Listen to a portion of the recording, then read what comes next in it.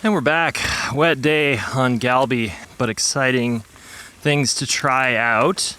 If you guys have been with this channel for a few years, you know that I have been a bit of a Shimano fanboy.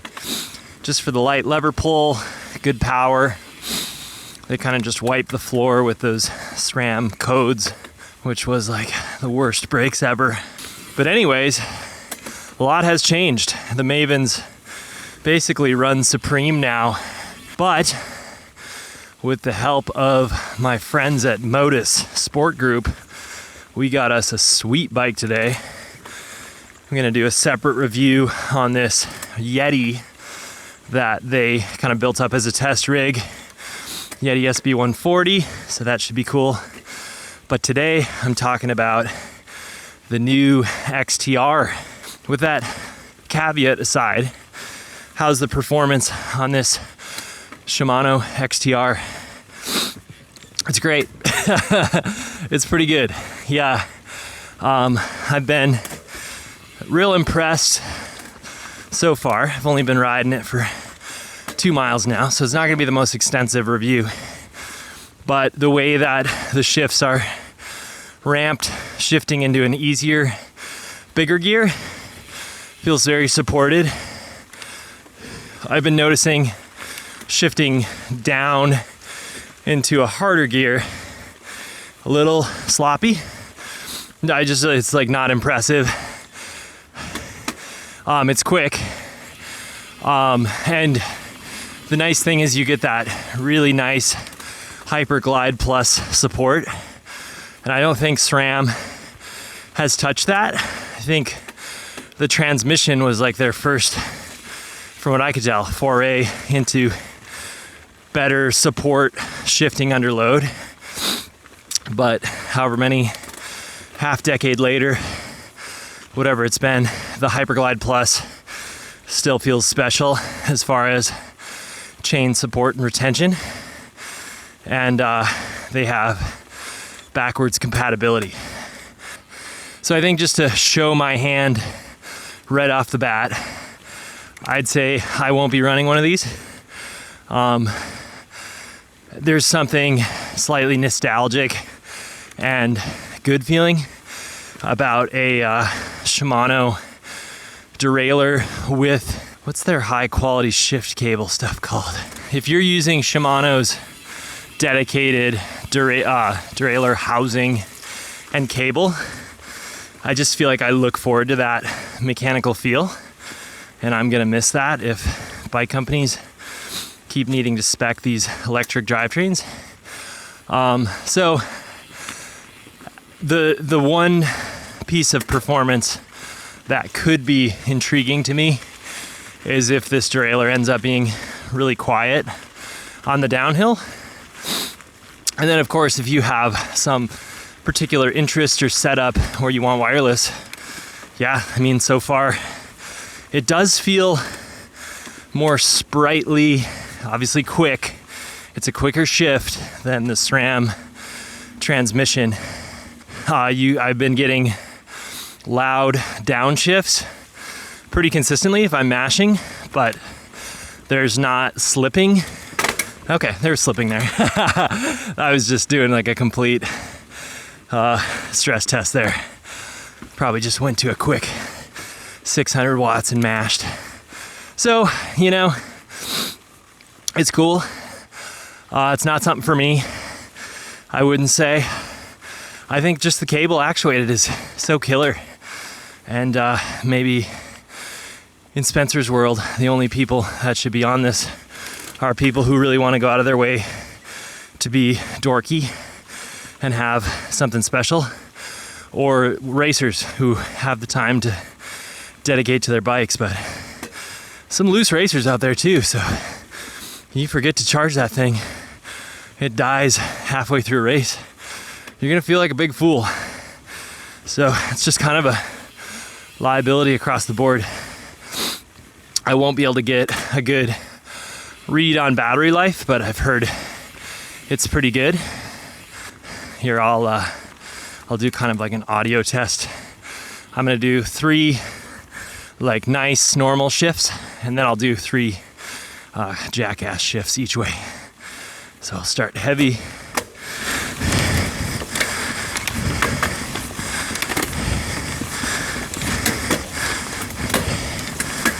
Okay, so that was 3 shifts up, down at, what I would usually be doing. And then let's try a stress test here. Okay, that was 3 hard down shifts. Going uphill, tons of watts. Let me wait until we find another hill to test the up shifts, since it is a stress test. Okay, I'm gonna come in slow, high watts. Yeah, felt great. Did a good job there. This drivetrain is super fresh, so if break-in is required, just know that. I mean, I literally have 2 miles on it.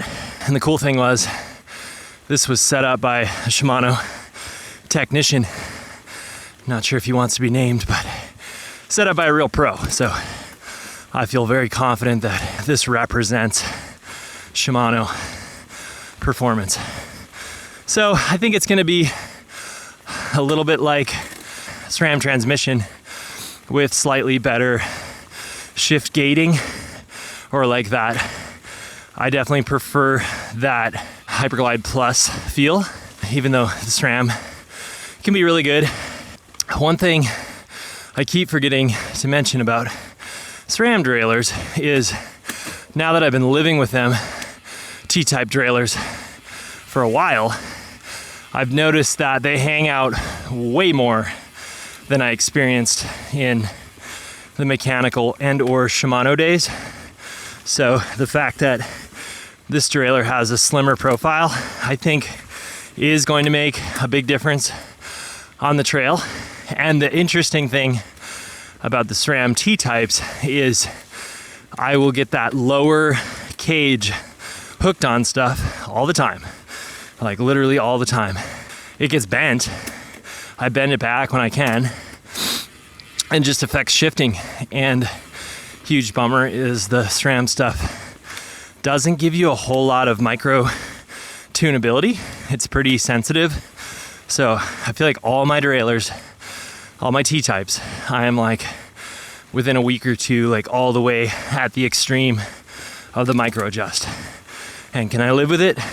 Absolutely. Is it pristine? No, not at all. Another thing I've noticed is, I believe from my felt experience, today's a slow, wet day.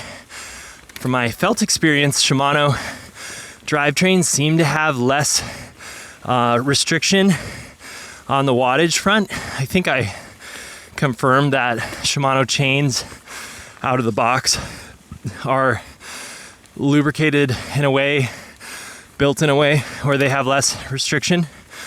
And I also don't know how much that comes down to the gear interface, but in my felt experience, Shimano drivetrains seem to have less restriction, which is a huge deal.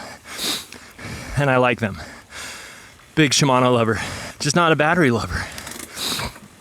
That was a pretty hard shift, felt super dialed. The other thing is with mechanical, all of us that have been biking for 5 years, there's that feel that you can kind of like walk a gear in slowly depending on how you're pedaling, and you just kind of learn your bike, especially shifting to an easier gear. Shifting to a hard gear, you don't really have that control. And one issue I've had with Shimano's over the years, the clutches will get filled with corrosion from riding in wet climates, washing the bike, and then they'll get kind of frozen up. And seems like I haven't found a way to completely fix that issue. You can kind of lubricate them, but it just seems like the Shimanos are so cheap. Your best option might just be to cycle through derailleurs. You know, they're only around $100. I think the SLX are sub 100, if I can remember right. But huge difference in price between SRAM, kind of mid-range, and Shimano. huge. I mean, the Shimano cassettes are pretty cheap. It feels great. You know, if you're open to the idea of adding the battery complexity, it definitely has a pretty clean shift back there. And I'll just do one more quiet section where you can listen along and see what you think.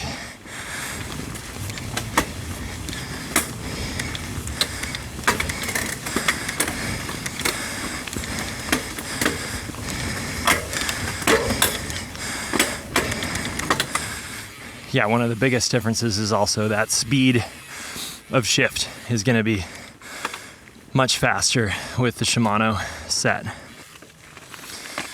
All right, dropping in. All I've been riding lately are SRAM Mavens, and this XTR brake set feels very bitey, very powerful, which is a real good sign. I think the last bike I rode was that Transition Sentinel with Shimano XTs. And right now, this bike seems to have considerably more bite than that.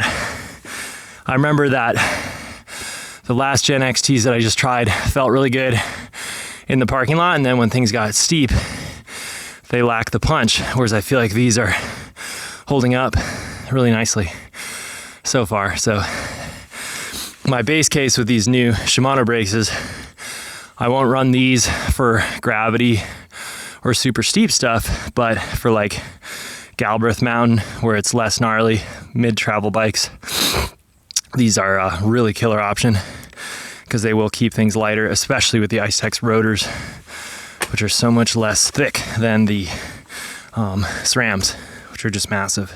Okay, the Shimano XTRs have kind of faded into the background, and I'm very used to riding with Mavens right now, so that should tell you something about the power. That's cool. These feel great. Got that super light Shimano feel. It's funny now that I've been like riding SRAM more, the ergonomics of these don't feel as at home to me, but it used to be my favorite feeling. XTR brakes, great first test of those. Phenomenal performance. Wasn't the steepest trail, but pretty steep, and definitely locked it up a few times and was on steep slopes. Good tire grip. I feel like this is my first ride on these, and was riding a fairly aggressive trail and just kind of immediately felt confident. They definitely feel more silky and less crunchy than Mavens. The Mavens do have more power that comes on later in the, like if you just keep pulling on Mavens, you can basically lock the tire up in any context, where it feels like these, you get a lot of bite up front, even more in the mid-stroke pull, and then it's just not as crazy at the end as a Maven. But I've been pretty sensitive to riding different brakes lately, and I kind of forgot that I was on a new gen Shimano brake after riding bikes with Mavens back to back. So that's it's honestly a pretty big sign, and that was a fairly aggressive trail. So I think all that would be left to do would be to ride something super steep and stress test them on like prolonged downhill. And if they hold up there, like the Mavens do, that means that the extra 20% is completely, you can feel it. All right, this is Cheech and Chong's. Pretty smooth trail. So yeah, XTR brakes, super impressive thus far. Very impressed with what I am feeling. Yeah, I think one of the other big drivers is just like how quiet that derailleur is under chatter. We got a few sections on this trail where we can test that out, Got a little chatter out of that spot already. Fun. Yeah, I really was setting myself up to be disappointed by these XTR brakes, but they seem to pack some punch.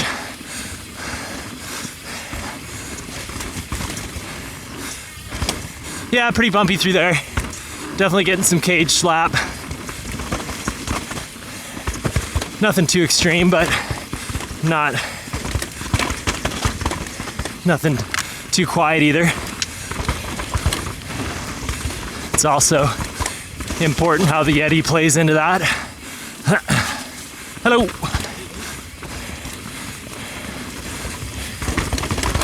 Man, this bike can soak up some energy. This is so cool.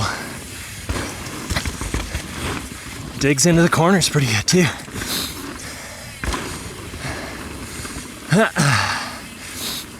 Yeah, so definitely not loud if they're not even using a clutch anymore. They're using like a spring. That's cool. So hopefully whatever volume we're experiencing should be somewhat consistent, but probably louder than the SRAM T-type. It's a quieter day as well. Dusty, dry days would bring out more noise for sure. Yeah.